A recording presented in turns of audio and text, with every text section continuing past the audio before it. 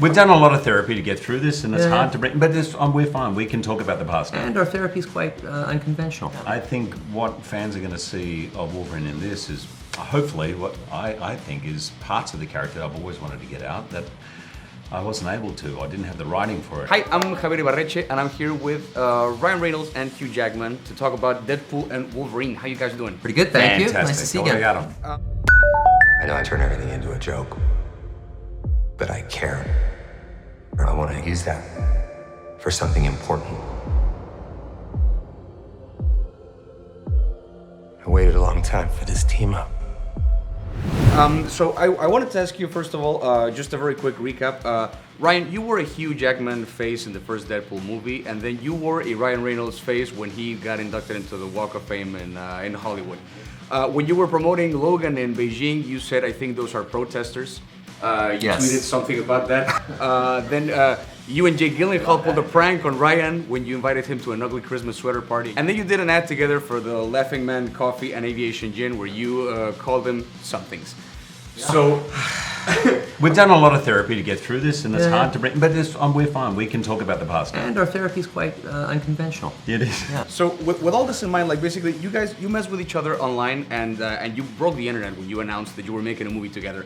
Basically, this friendship of yours, we've seen it evolve through the years, and through that time, we've seen both Wolverine and Deadpool evolve as characters within the superhero world. My question for you is, with all this, how much is the Deadpool and Wolverine relationship shaped by your own friendship? How much is your friendship fed by the Wolverine and Deadpool duo? I think I would say that like it's for the sake of the story, we've intentionally polarized it. So, we start the movie where we're very, very, very far apart, and then where we end up is I think really the emotional heartbeat of the whole. Is the big beating heart of the whole movie.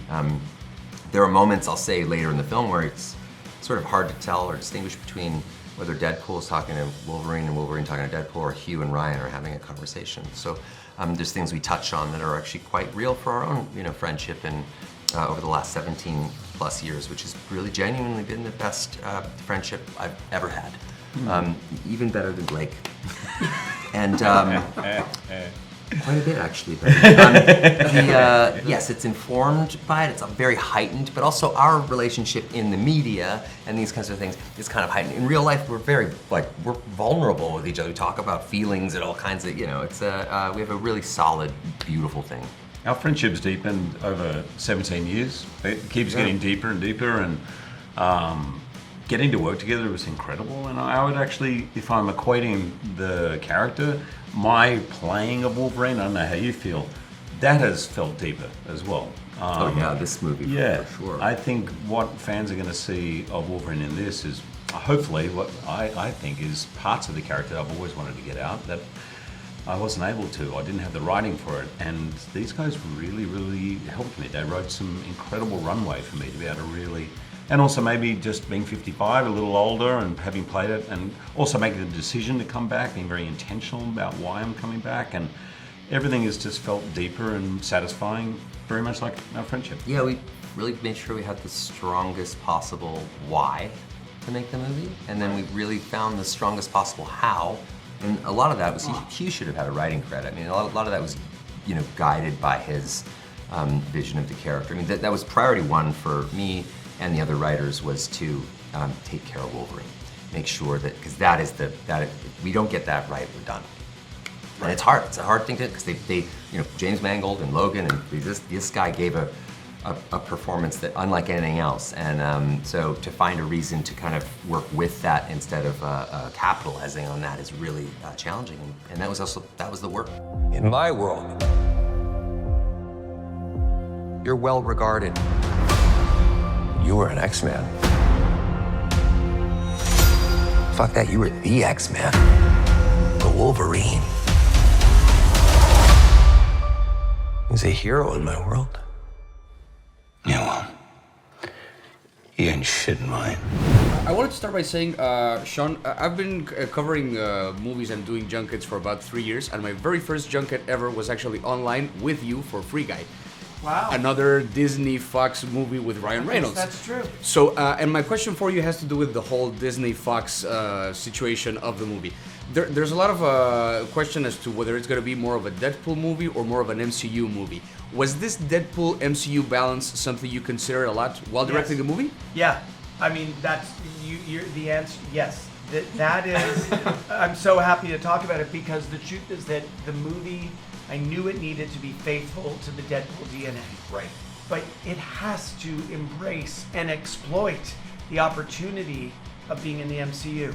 So it needed to somehow achieve both, and the combination of those elements was a central part of my job every day. Scott used to beg me to wear this suit. So did Doran and the Beast. But I couldn't have him thinking I wanted to be there. It was too late.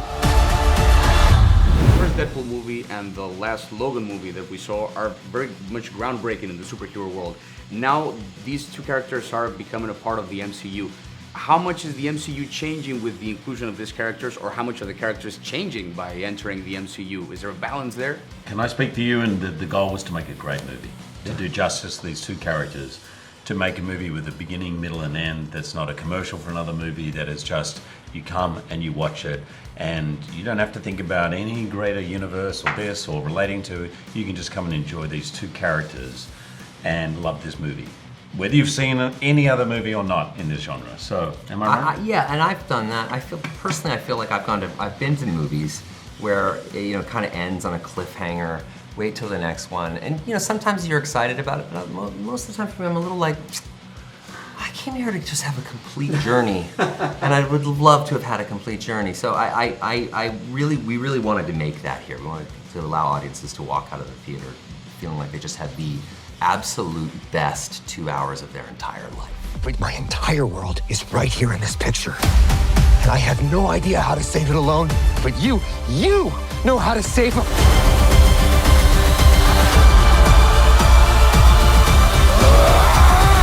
We've seen these two characters for many years, both Deadpool and Wolverine, especially in the case of Wolverine, who we saw for over 20 years in superhero cinema.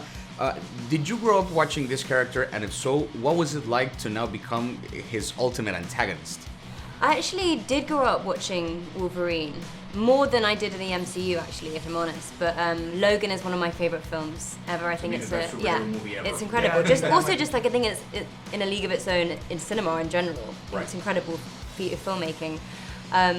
So yeah, it felt wild to go toe to toe with Wolverine, and also Hugh having played that role for 24 years, and you can really feel the depth to which it is in his bones, this character, and it really took my breath away. There were some scenes that I had to really remind myself that I was actually in a scene with him and I wasn't just there to watch.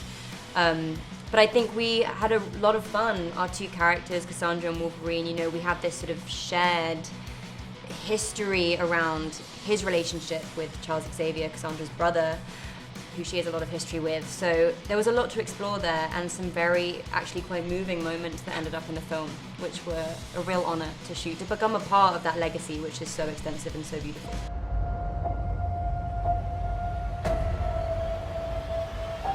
You got the wrong guy.